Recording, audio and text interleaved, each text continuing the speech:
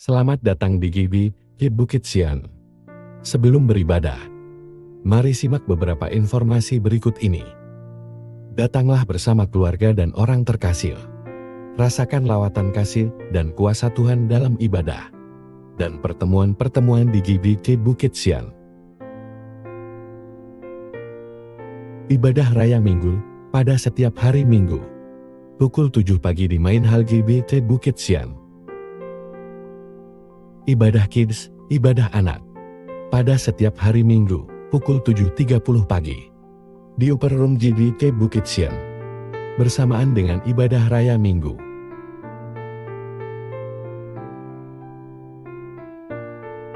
Ibadah Youth, ibadah pemuda. Pada minggu kedua dan keempat setiap bulan. Pukul 10 pagi di Main Hall GBI Bukit Sian. Doa malam, pada setiap hari Rabu, pukul 7 malam di Main Hall GBI Bukit Sian. Dan juga melalui Zoom dengan meeting ID yang tertera. Dana sosial Bukit Sian Family. Dengan Rp50.000 per keluarga setiap bulan. Kita dapat membantu keluarga Bukit Sian lainnya. Dan juga berpartisipasi dalam kegiatan sosial Bukit Sian Family.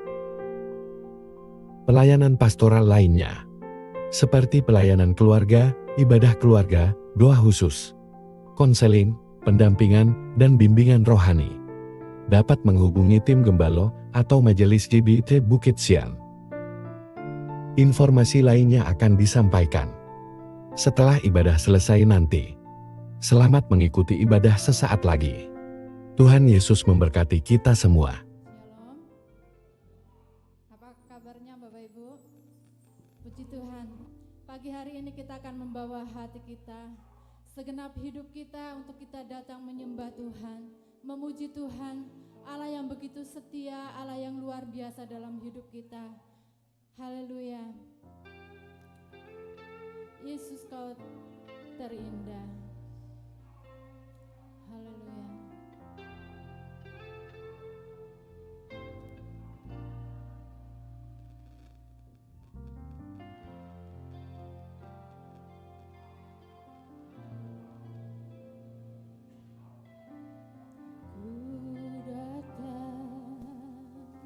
Dengan syukurku membawa kerinduanku, Yesus, ingin ku menyenangkanmu. Karyamu indah bagiku Tuhan. Amin.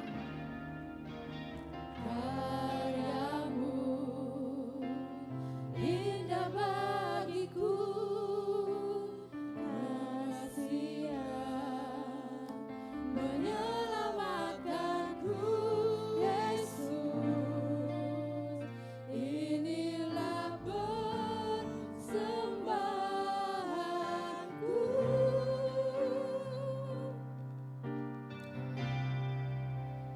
Ku membawa hatiku, hanya Engkau di hidupku, Yesusku, Kau terindah. Selamanya ku menyembahmu. Ku membawa hidupku, inilah persembahanku untuk Yesusku yang terindah. Selamanya ku menyembahmu, Yesus. Saya undang jemaat bangkit berdiri. Dengan syukur segenap hati kita mau datang kepada Tuhan. Ingat setiap kebaikannya, setiap anugerahnya dalam hidup kita. Ku datang syukurku membawa kerinduanku Yesus, ingin ku menyenangkanmu. Katakan karyamu indah bagiku Tuhan. Karyamu indah bagi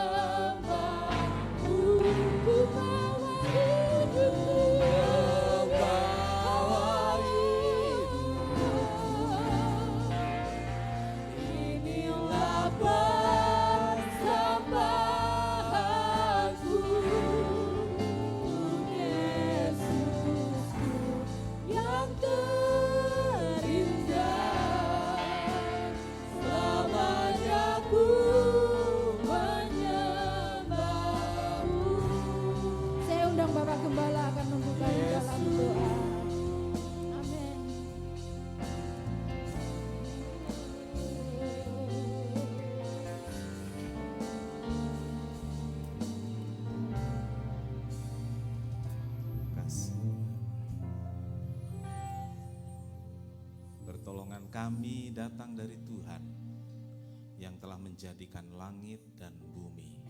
Kiranya berkat-berkat berlimpah dari Allah Bapa, Putra dan Roh Kudus turun atas ibadah ini, memberkati setiap jemaat yang hadir, memberikan kekuatan baru, semangat baru, dan jika ada anak-anak-Mu yang datang dengan sakit penyakit, tangan Tuhan menjamah melalui pujian, penyembahan, dan kuasa firman, segala penyakit disembuhkan. Haleluya, beban-beban terlepas. Amen. Dan Tuhan dimuliakan. Terima kasih, kami mulai ibadah kami, mohonkan berkat atasnya, alaskan doa di dalam satu nama, yaitu di dalam nama Tuhan Yesus Kristus Juru Selamat dan Penebus kami berdoa. Amin. Silakan duduk.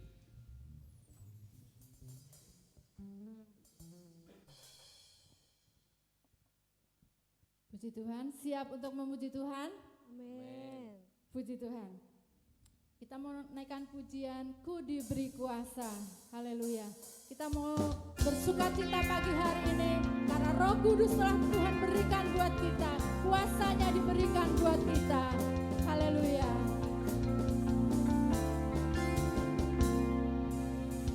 Ku diberi kuasa dari Raja Mulia, menaklukkan musuh di bawah kakiku.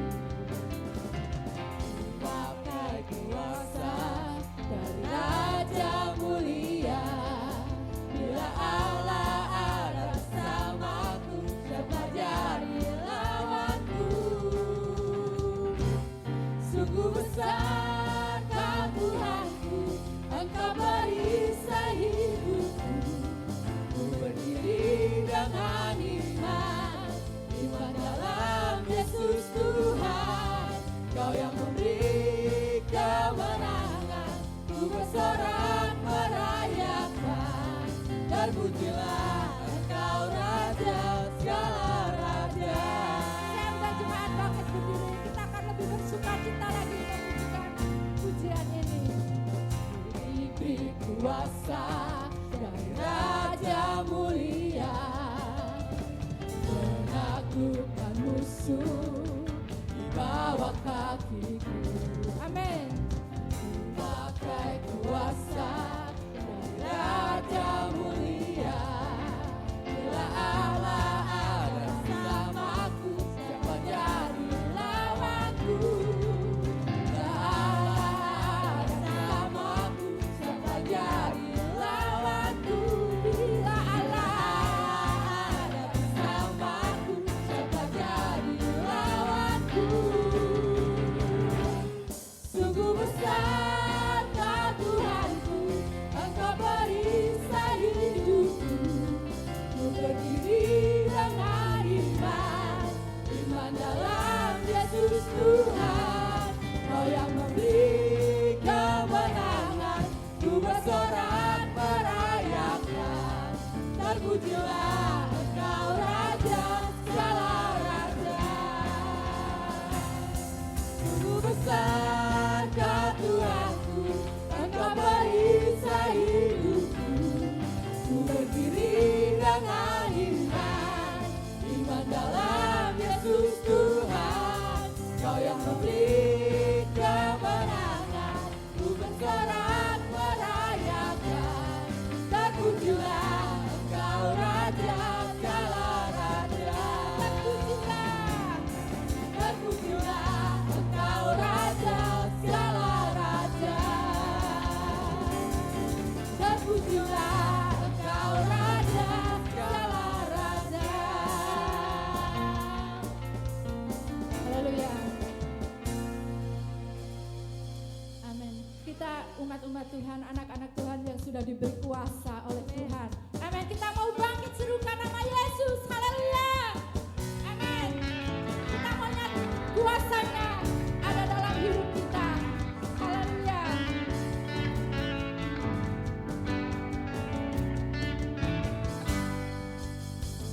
Bangkit serukan nama Yesus. Maju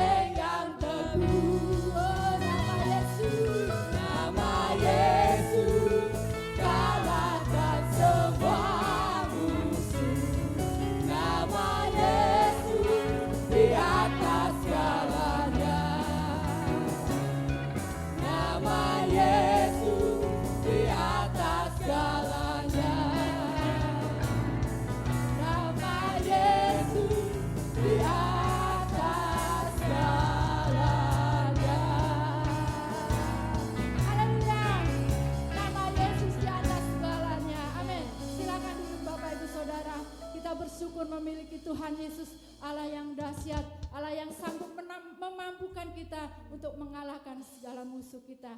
Haleluya. Kita akan persiapkan persembahan kita. Yang bertugas saya undang maju ke depan. Nanti Andrian akan pimpin kita dalam doa. Terima kasih Bapak, terima kasih Yesus. Terima kasih atas berkat-Mu atas hidup kami Tuhan. Kau berkati seluruh berkat-Mu atas hidup kami Tuhan. Sebenarnya kami mau memberikan persembahan yang terbaik buat Engkau Tuhan. Berikanlah setiap tangan kami yang memberi Tuhan, supaya Kau berikan berkali lipat ganda Tuhan. Terima kasih Tuhan, sebenarnya kami mau memberikan persembahan untuk Engkau di dalam nama Yesus. Haleluya, amin. Amin. Saya ingatkan lagi ya, yang mau bercerita tentang kasih Tuhan, nanti setelah kolekte boleh langsung ke depan. Ku menang bersama Yesus Tuhan. Amin.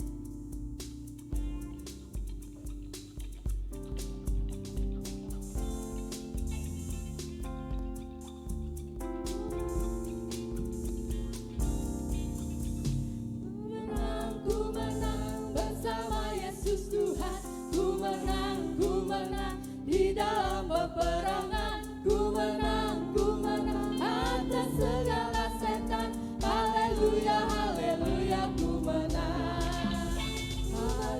Ku menang bersama Yesus Tuhan. Ku menang di dalam peperangan. Ku menang atas segala setan.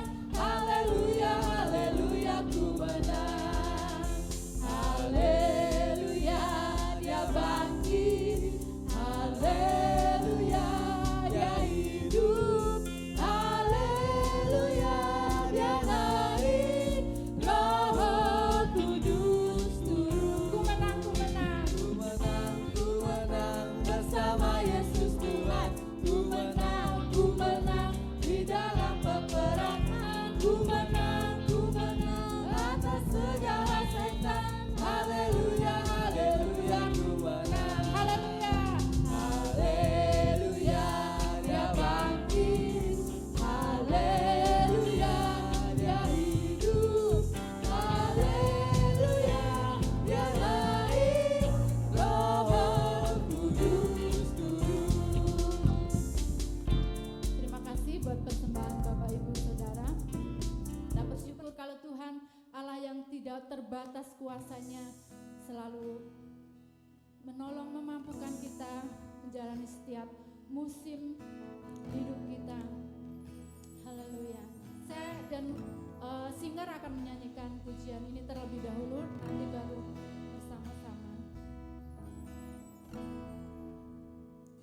Ku kagumi caramu mencintaiku. Kau ada di cerita proses hidupku. Di titik terendahku kau hadir, ku mengangkatku. Ku tahu ku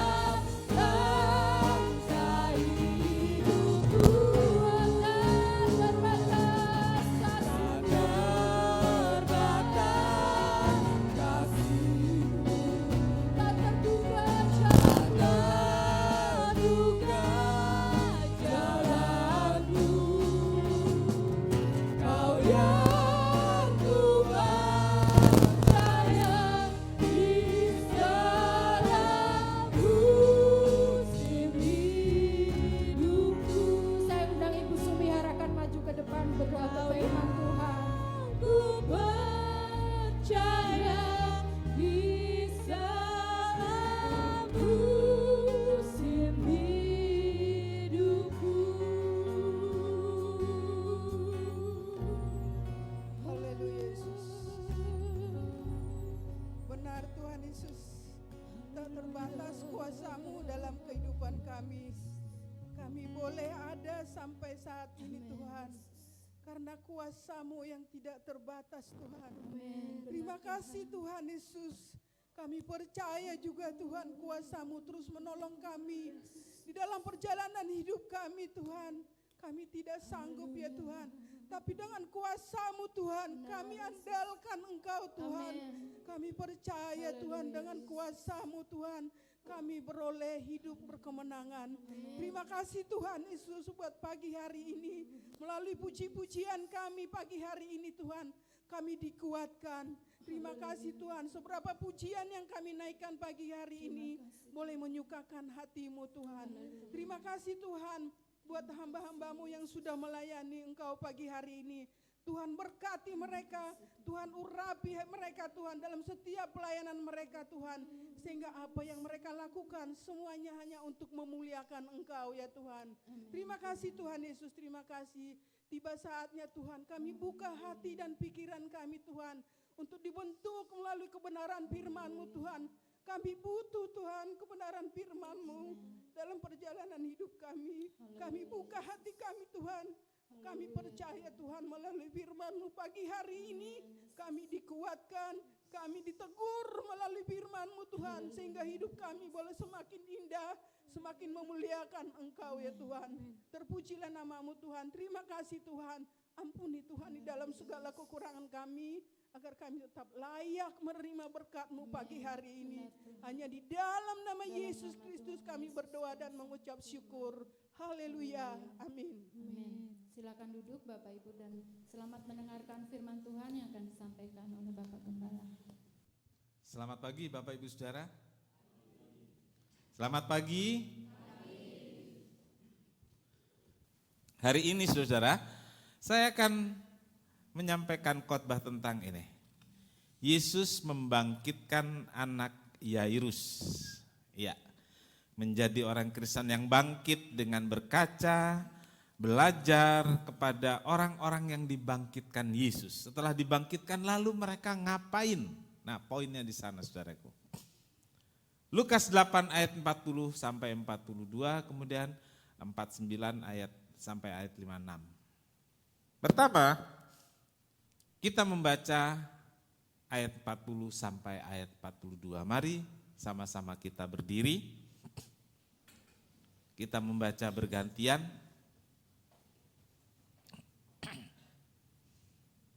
Baik, saya akan mulai Lukas 8 ayat 40 sampai 42. Ketika Yesus kembali, orang banyak menyambut Dia sebab mereka semua menanti-nantikan Dia. Maka datanglah seorang yang bernama Yairus. Dia adalah kepala rumah ibadat.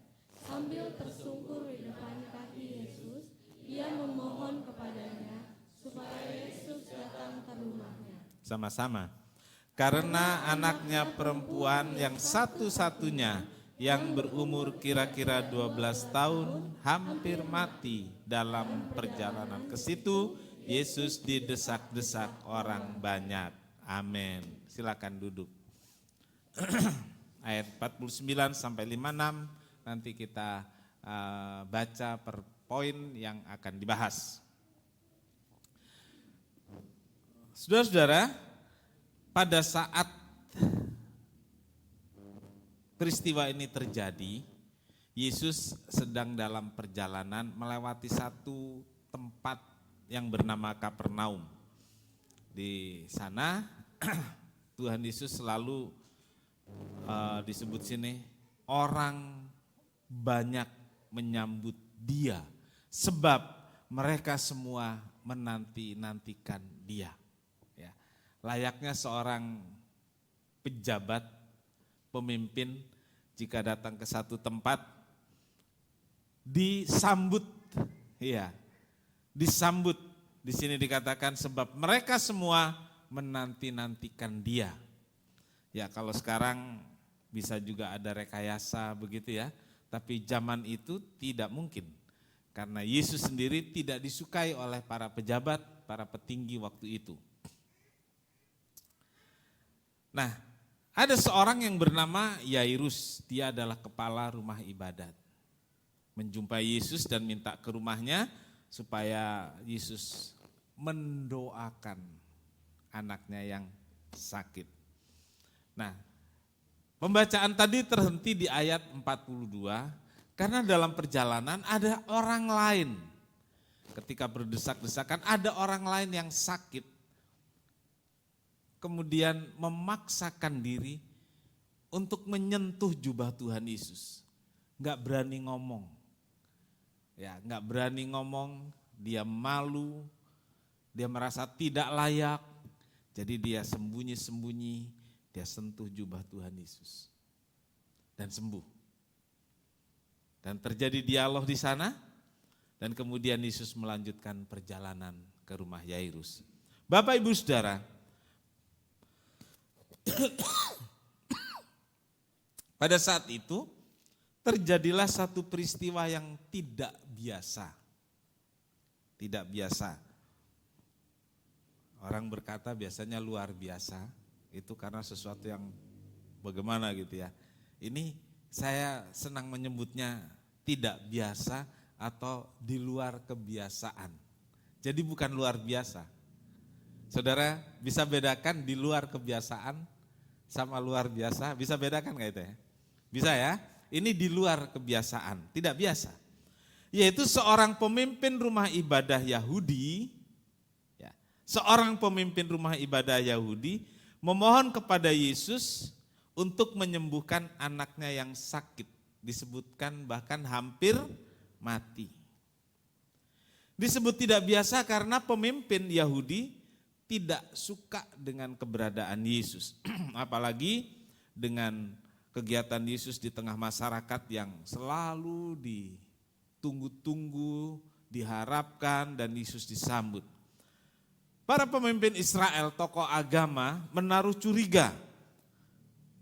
Karena orang Israel lebih mendengarkan kata-kata Yesus daripada para pemimpin Israel. Jadi sebenarnya Yesus ini mau ngapain sih gitu ya? Dicurigai. Padahal Yesus hanya datang untuk melayani, datang untuk menolong. Tapi gerak-geriknya dicurigai bahwa dia akan mengejar sesuatu di kemudian hari. Ketika Yesus sedang menuju rumah Yairus, perjalanannya terhalang oleh banyak orang. Kemudian tadi sudah saya ceritakan seorang wanita menyentuh jubahnya dan mendapat kesembuhan. Sementara Yesus terus berjalan menuju rumah Yairus, datanglah seorang utusan memberitahu bahwa anaknya sudah mati. Ya. Sementara Yesus jalan, seorang keluarga datang, bilang ke Yairus, udah gak usah merepotkan Yesus, sebab anakmu sudah mati. Tetapi Yesus terus berjalan menuju rumah Yairus dan membangkitkan anak yang mati itu.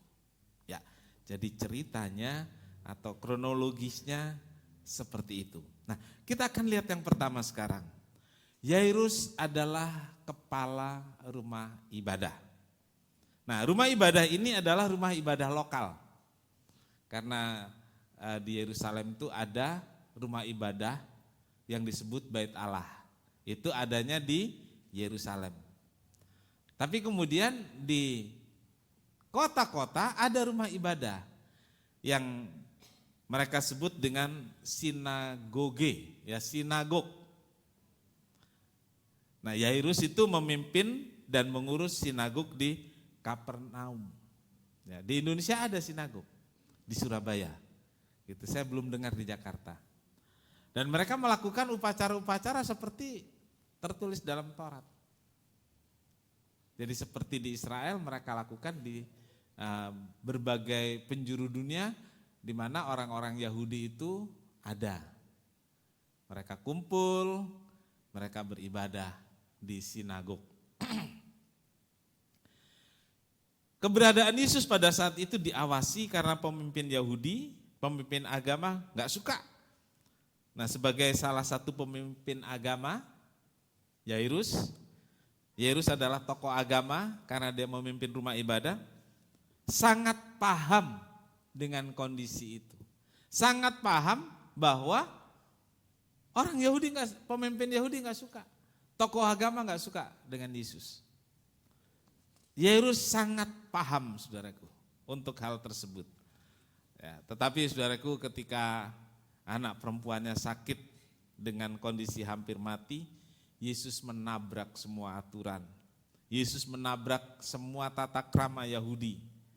Ia nggak peduli statusnya sebagai kepala rumah ibadah.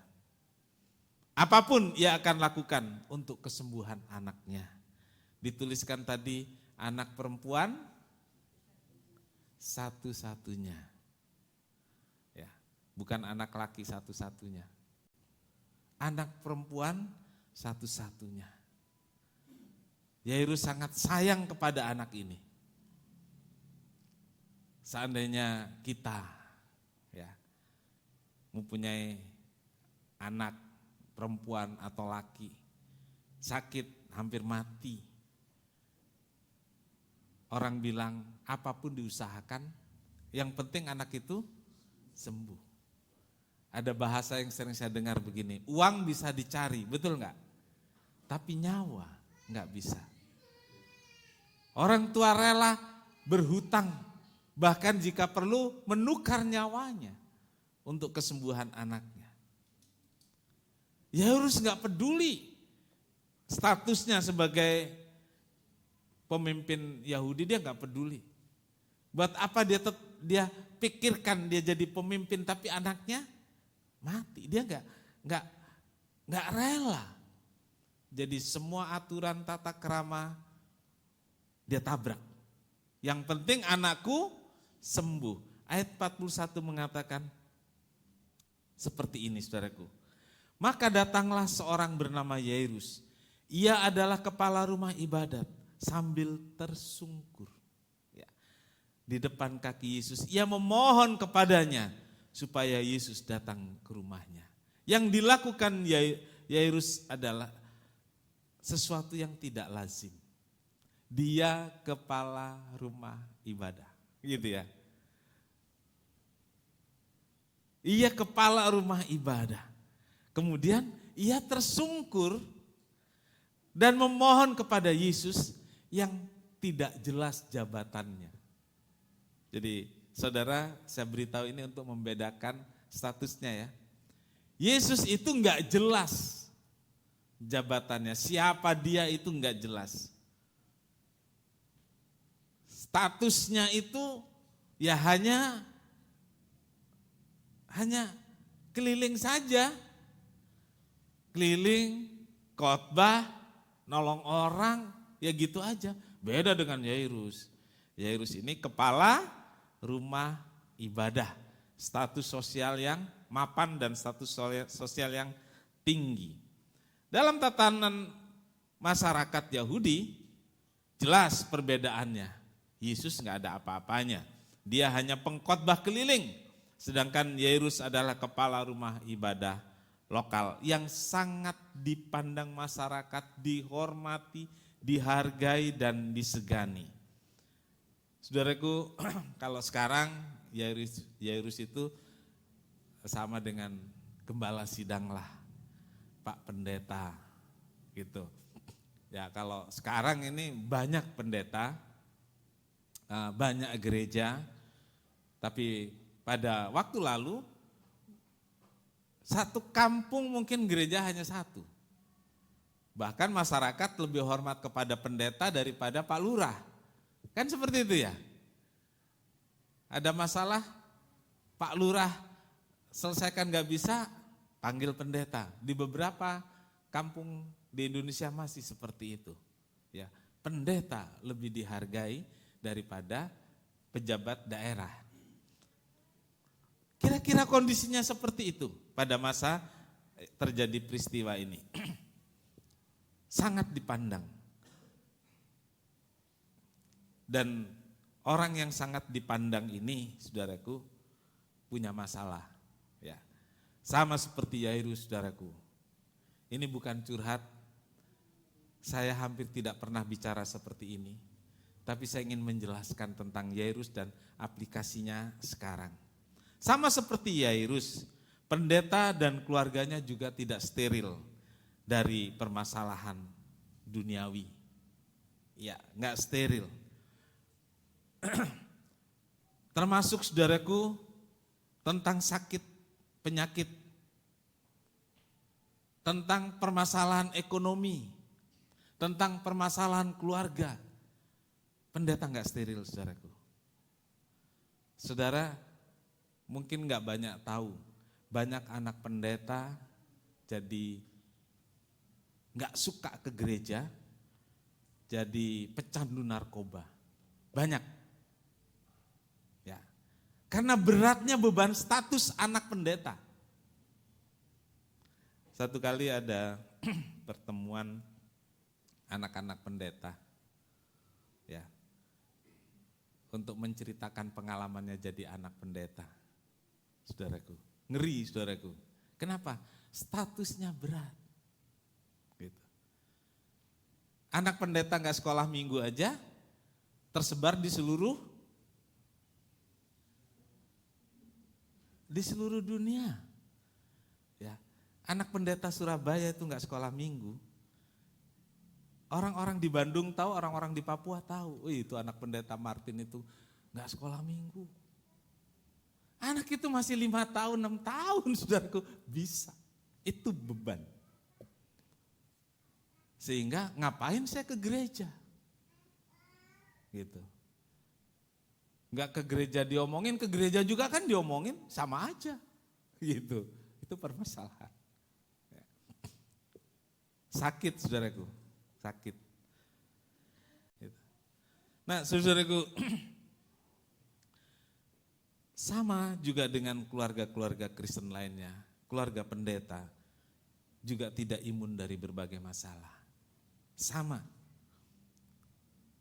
Bahkan yang lebih sulit lagi menghadapinya, saudaraku, karena statusnya sebagai seorang hamba Tuhan dibatasi oleh aturan-aturan tidak tertulis. Ya, aturan-aturan tidak tertulis, keharusan-keharusan tidak tertulis. Siapa yang menciptakan itu? Orang lain. Ya. Kalau pendeta, keluarga pendeta punya standar yang lebih tinggi. Salah sedikit nggak boleh. Kalau orang lain salah banyak nggak apa-apa. Kan begitu. Siapa yang menciptakan itu? Masyarakat. Masyarakat Kristen. Gitu. Sampai ada yang bilang, ya kan pendeta harus punya kelebihan. Saudara tahu kelebihannya pendeta apa? Ya? Ya saya harus. Saudara, begitu hidup ini diharuskan begini, diharuskan begitu, namanya beban. Betul enggak? Namanya beban. Gitu. Hilang sukacita. Nah, saudaraku, Yairus mengalami seperti itu juga, tapi kali ini enggak peduli. Terserah orang bilang apa, dia enggak peduli. Yang penting anak saya sembuh. Gitu. Yairus tidak malu, tidak gengsi, bahkan dia mau merendahkan diri dan tersungkur memohon untuk kebutuhan keluarganya. Malulah, namanya juga kepala rumah ibadat. Di depan umum, depan orang banyak, dia tersungkur, dia sujud memohon kepada Yesus. Dia kan pendeta, dia kepala rumah ibadah. Yesus itu siapa? Kamu punya jabatan, punya status. Mungkin banyak telunjuk yang mengarah ke dia. Tapi dia enggak peduli karena ada satu kebutuhan besar, yaitu kesembuhan anaknya. Nah, saudaraku, pelajaran dari Yairus, siapapun kita, pendeta, majelis, atau jemaat biasa kita sama. Amin. Kita perlu datang kepada Tuhan. Kita perlu tersungkur di hadapan Tuhan dengan tidak perlu malu. Amin. Tidak perlu gengsi. Gak perlu malu kalau saudara harus berdiri di sini menceritakan kesukaran hidup saudara. Ya, gak perlu malu, gak perlu gengsi. Justru di situ menunjukkan kerendahan hati. Mungkin yang disaksikan saudara sudah terbiasa dengan mendengar berkat, berkat, berkat. Jadi kalau gak ada berkat, gak berani cerita.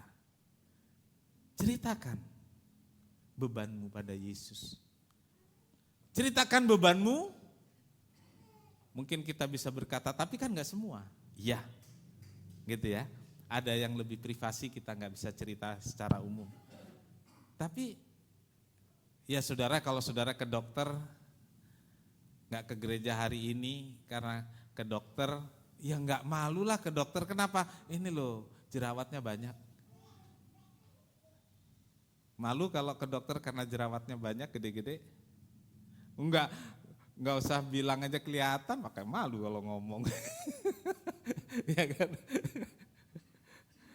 Mau beli obatnya titip bisik-bisik. Kenapa? Malu kalau ketahuan saya sakit, ntar dibilang gak punya iman. Ya. Masa majelis gereja sakit? Masa dia punya masalah? Saudaraku, tidak perlu malu, tidak perlu gengsi. Kalau orang tahu keluarga kita ada kesusahan, kita nggak perlu malu kalau orang lain tahu bahwa kita membutuhkan sesuatu. Kita punya masalah, kita punya kekurangan, nggak perlu malu.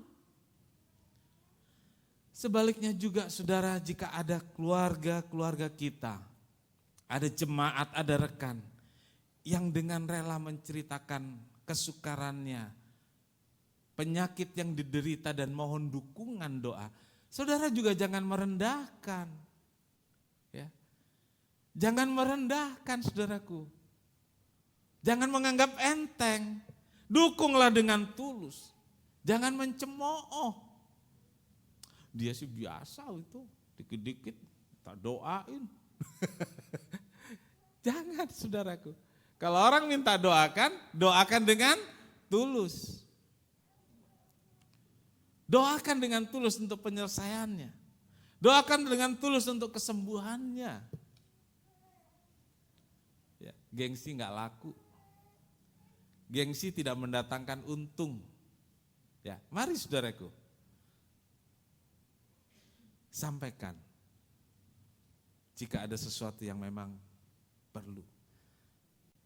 Dukunglah dalam doa jika memang ada saudaramu bercerita, jangan direndahkan.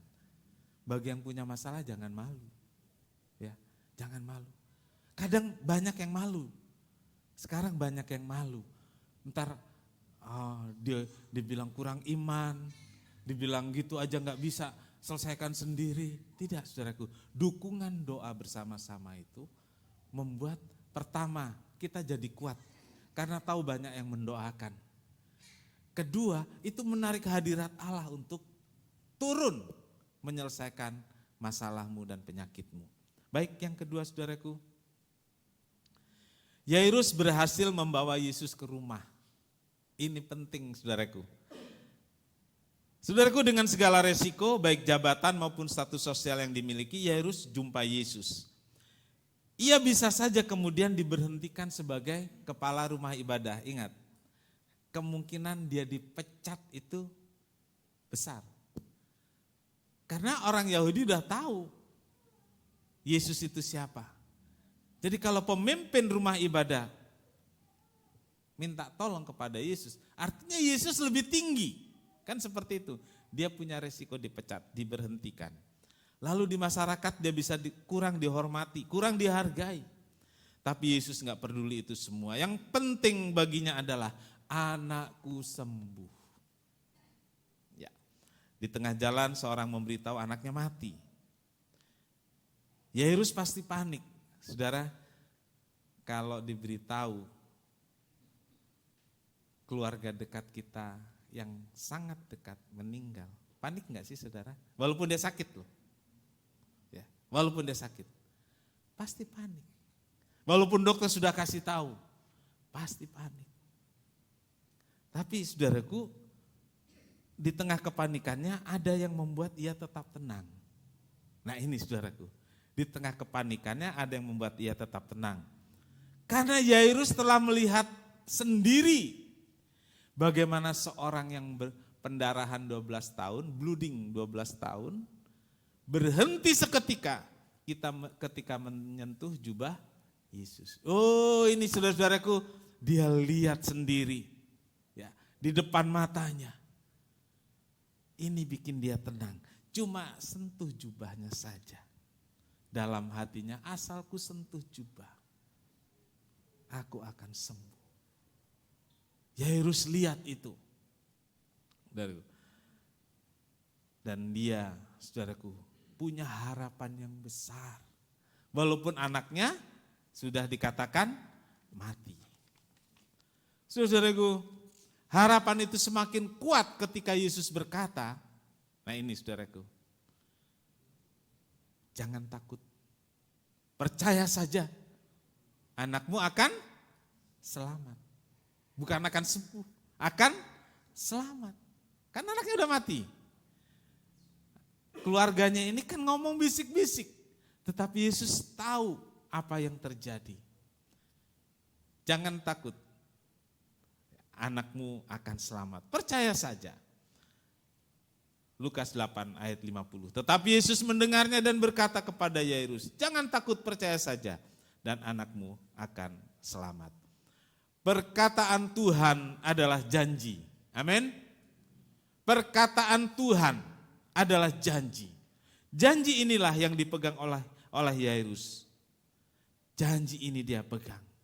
Dan ketika tiba di rumah Yairus, banyak orang menangis. Kemudian Yesus berkata bahwa anak itu tidak mati tetapi tidur. Yesus diketawain, saudaraku ya. Yesus diketawain.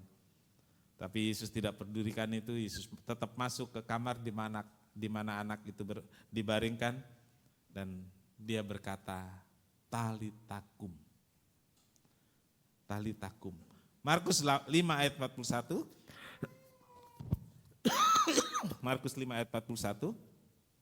Baca sama-sama, 2, 3. Lalu dipegangnya tangan anak itu, katanya, talitakum, yang berarti, hai anak, aku berkata kepadamu, bangunlah.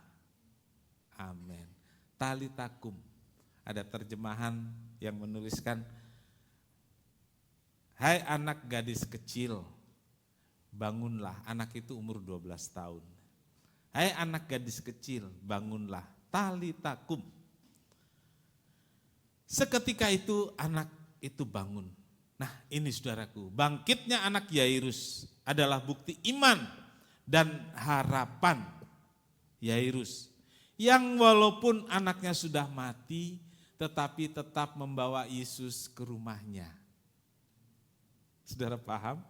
Jadi iman dan harapan itu ditunjukkan dengan tetap membawa Yesus ke rumahnya walaupun udah dikasih tahu anaknya mati. Tujuannya membawa Yesus ke rumahnya supaya menyembuhkan anak yang sakit. Tapi sudah mati, gimana? Sampai keluarganya bilang, udah gak usah bawa Yesus ke rumah, anakmu udah mati. Tapi Yairus tetap membawa Yesus ke rumahnya. Saudaraku, itu iman, itu harapan. Saudaraku, Yesus yang hadir di rumah Yairus itu adalah bagian penting dari proses iman dan kebangkitan anak Yairus. Pesannya adalah, saudaraku, bawalah Yesus ke rumahmu. Hadirkan Yesus dalam keluargamu. Hadirkanlah Yesus dalam hidupmu. Bawalah Yesus ke rumah. Jangan hanya di gereja saja. Amin. Jangan hanya di gereja saja. Bawa Yesus ke rumah. Bawa Yesus ke tempat kerjamu. Amin. Bawa Yesus ke tempat dagangmu. Bawalah Yesus ke rumahmu. Hadirkan dia di sana. Hadirkan dia di dalam keluarga. Maka akan terjadi kebangkitan rohani. Amin. Terjadi kebangkitan rohani dalam keluarga. Nah, tandanya orang yang bangkit, saudara. Tandanya orang yang bangkit yang ketiga. Lukas 8 ayat 55 demikian. Maka kembalilah roh anak itu dan seketika itu juga ia bangkit berdiri. Lalu Yesus menyuruh mereka memberi anak itu makan. Ya. Maka kembalilah roh anak itu. Dan seketika juga ia bangkit berdiri, lalu Yesus menyuruh mereka memberi anak itu makan. Oke, dari kalimat ini, saudara tahu tandanya orang bangkit apa, saudaraku? Waktu sakit, mati dia tidur. Setelah bangkit, setelah rohnya kembali ya. Setelah rohnya kembali, dia enggak tetap tiduran, saudaraku, ya. Dia enggak tetap tiduran. Dia bangkit berdiri. Lalu apa, saudaraku? Yesus bilang, kasih makan. Ya, kasih makan. Yesus ngerti ya, kalau saudara lapar. Tuhan sediakan pemeliharaan. Kalau saudara, kalau orang mati, ya enggak bisa makan. Kembalilah roh anak itu. Ketika anak itu mati, rohnya pergi. Terpisah dari tubuhnya. Manusia hidup bukan hanya karena ada tubuh saja, tetapi juga ada roh di dalam tubuhnya. Saat Yesus mengatakan talitakum, rohnya kembali dan anak itu hidup. Tanda dari orang itu hidup, tanda dari kebangkitan anak Yairus adalah dia berdiri, dia bangkit, dia berdiri. Nah ini saudaraku, orang Kristen yang bangkit dari kematian rohani tidak lagi pada tempatnya semula, berbaring, ya, nggak bisa ngapa-ngapain, ya, nggak berada di tempat dia mati rohani. Kalau orang yang bangkit rohani, dia tidak ada di tempat dia mati rohani. Seperti anak Yairus, ia akan berdiri. Artinya mempunyai kekuatan yang baru. Ya, punya kekuatan yang baru, punya semangat yang baru dalam mengikut Tuhan dan melayani Tuhan. Jadi itu tandanya. Saudara hari ini ada di gereja, di rumah Tuhan. Betul? Saya bisa katakan bahwa saudara adalah orang yang sudah bangkit.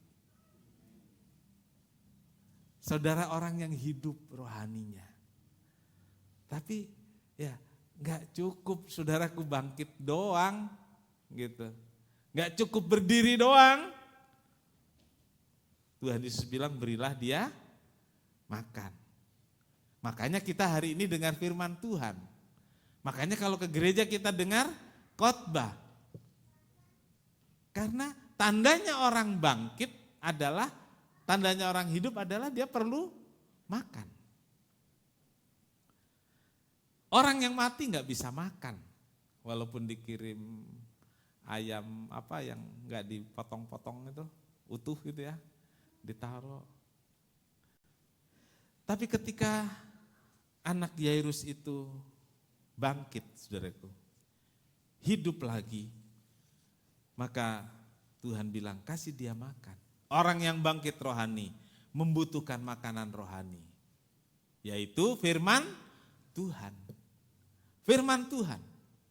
Dan Yesus berkata dalam Matius 4 ayat 4, kita baca ini sama-sama, 2, 3. Tetapi Yesus menjawab, ada tertulis, manusia hidup bukan dari roti saja, tetapi dari setiap firman yang keluar dari mulutnya Allah. Amin. Manusia hidup bukan dari roti saja, tetapi dari setiap firman yang keluar dari mulut Allah. Saudara jangan bilang, iya sih nggak dari roti karena saya nggak suka. Saya sukanya saksang. Saya sukanya soto. Ya, roti itu yang dimaksud kebutuhan untuk makanan jasmani. Nah, yang diperlukan kita bukan hanya itu. Ya. Ditulisnya manusia hidup bukan dari roti saja, ya. Artinya bukan dari jasmani saja. Perlu firman untuk kehidupan rohani. Untuk kekuatan tubuh jasmani dibutuhkan adalah makanan jasmani. Tetapi untuk kebutuhan rohani yang dibutuhkan adalah firman. Kita bisa dapatkan firman dengan membaca Alkitab. Amin.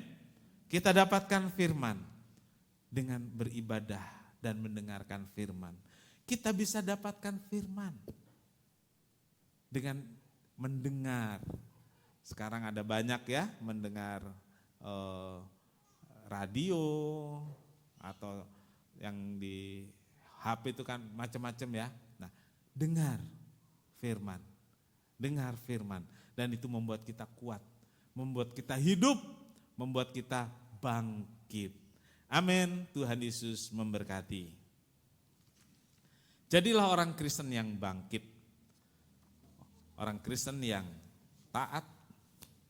Orang Kristen yang setia. Orang Kristen yang suka firman. Haleluya.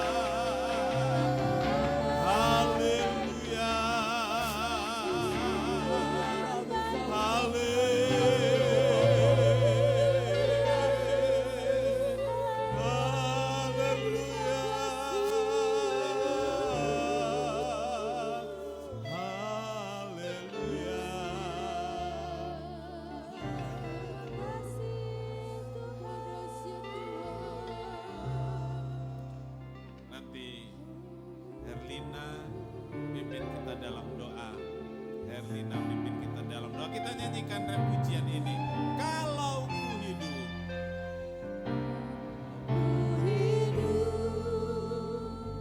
ku hidup bagimu, hatiku tetap menyembahmu. Dunia tak bisa menjauhkanku dari kasih-Mu.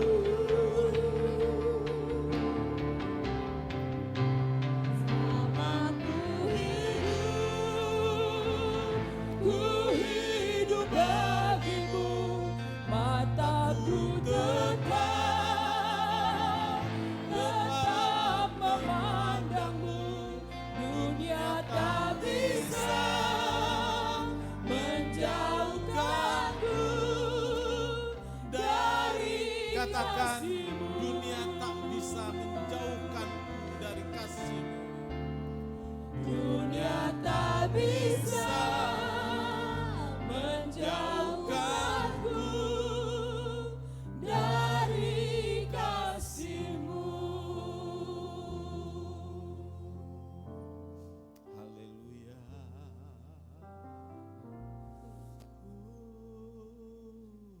Bapa di dalam surga, kami bersyukur untuk satu kebenaran firman Tuhan yang kami dengarkan pagi hari ini. Begitu banyak hal yang sudah Tuhan berikan dalam hidup kami. Bahkan Tuhan sudah memberikan hidupmu supaya kami yang seharusnya binasa, kami boleh memperoleh hidup di dalam Tuhan. Sebagaimana kebenaran firman Tuhan yang kami dengarkan pagi hari ini Tuhan. Kami ingin hidup terus di dalam kebenaran-Mu. Dan kami mau melakukan banyak hal bersama-sama dengan Tuhan. Menghadirkan Tuhan dalam setiap aspek hidup kami. Menghadirkan Tuhan dalam setiap hidup pribadi kami. Menghadirkan Tuhan dalam setiap hidup keluarga kami. Menghadirkan Tuhan dalam setiap pekerjaan yang Tuhan percayakan untuk kami lakukan. Amin. Haleluya. Menghadirkan Tuhan dalam kehidupan pendidikan kami. Amin. Menghadirkan Tuhan dalam setiap dan segala hal hidup ini. Terima kasih Tuhan. Mungkin pada saat pagi hari ini kami datang dengan tuh kehidupan yang sudah beku. Tetapi pagi hari ini Roh-Mu menjamah kami. Amin. Yes. Kuasa-Mu menjamah kami Tuhan. Yes. Haleluya. Haleluya. Haleluya. Kami menyerahkan kehidupan kami ke dalam tangan kasih-Mu. Haleluya. Kami yang datang dengan beban berat Tuhan Engkau lepaskan. Amin. Yes. Kami yang Yes. datang Yes. dengan segala sakit penyakit Tuhan sembuhkan. Yes. Kami Amin. yang datang Amin. dengan segala pergumulan hidup kami Haleluya. Tuhan kuatkan. Yes. Kami yang datang dengan segala pergumulan hidup kami Tuhan Engkau lepaskan. Amin. Kami yang datang dengan segala keterikatan Glory. Tuhan bebaskan pagi Amin, hari amin, ini. amin, Karena amin. kami tahu kuasa Tuhan Dalam tidak nama pernah Yesus. terbatas. Kuasa-Mu dulu, Haleluya, sekarang dan selama-lamanya sama. Yes, Haleluya amin. Yesus. Terima kasih Tuhan. Haleluya, Terima kasih. haleluya. Terima kasih buat kebebasan.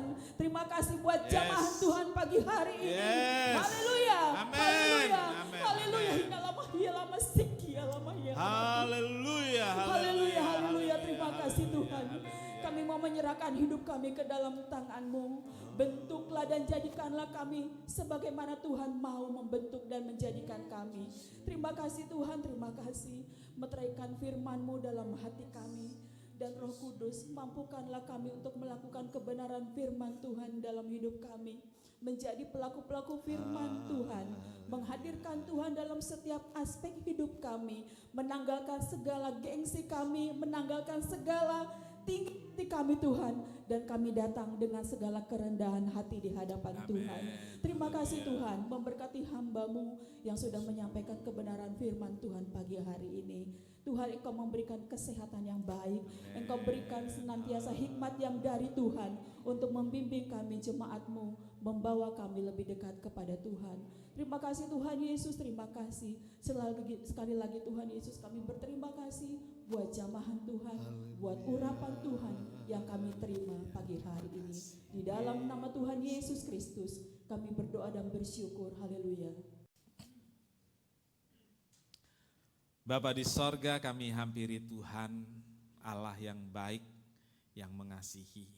Kami bersehati sebelum kami tinggalkan tempat ini. Ada saudara kami yang sakit, mereka membutuhkan Tuhan menghampiri, mereka membutuhkan Tuhan untuk kesembuhannya. Kami berdoa buat saudara dari Ibu Ida, yaitu Ibu Ida Silalahi di Rumah Sakit Anissa saat ini dirawat di ICU.